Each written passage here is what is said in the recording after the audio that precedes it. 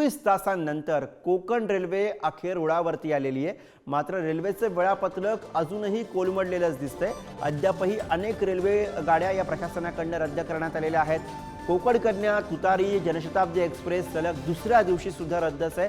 Tejas express आज मुंबईहून 2 तास उशिरा सुटणार आहे। रत्नागिरी रेल्वे स्टेशनवरील या साऱ्याचा आढावा घेतला आमचे प्रतिनिधी राजन चव्हाण यांनी। बघूया।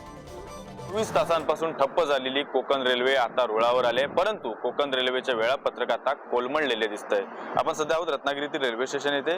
वाहतूक सुरू जरी झाली असेल कोकण रेल्वेची, तरी अनेक गाड्या कोकण रेल्वेच्या प्रशासनाकडून रद्द केलेल्या आहेत। कोकण कन्या एक्सप्रेस, त्या पद्धतीने तुतारी एक्सप्रेस, जनशताब्दी एक्सप्रेस अशा सलग गाड्या या दुसऱ्या दिवशी रद्द करण्यात आलेल्या आहे। तर तेजस एक्सप्रेस आज मुंबईहून 2 तास उशिरा सुटणार आहे। मंगला आणि ओका एक्सप्रेस या 2 गाड्या कोकण रेल्वे मार्गावरून धावलेल्या आहेत। तर गोव्याकडून मुंबईकडे येणारे रेल्वे गाड्या सुद्धा उशिराने धावणार आहेत। मंगला एक्सप्रेस 4.5 तास, तर जबलपूर एक्सप्रेस 1.5 तास। उडान एक्सप्रेस याचे शेड्यूल पूर्णपणे वेगळे। आपण सध्या चंदीगड, मडगाव, एर्नाकुलम एक्सप्रेस ही सुद्धा या ठिकाणी उशिरा धावते। जर पाहायला गेलं तर आज मडगाववरून मुंबईच्या दिशेने सिंधुदुर्ग एक्सप्रेस, तसेच मांडवी एक्सप्रेस, कोकण कन्या एक्सप्रेस आणि तुतारी एक्सप्रेस या गाड्या सुद्धा धावणार आहेत। रत्नागिरीच्या या रेल्वे स्थानकात आपण जर पाहिलं तर कोकण रेल्वेचं आता वेळापत्रक काहीसं कोलमडलेलं दिसतंय।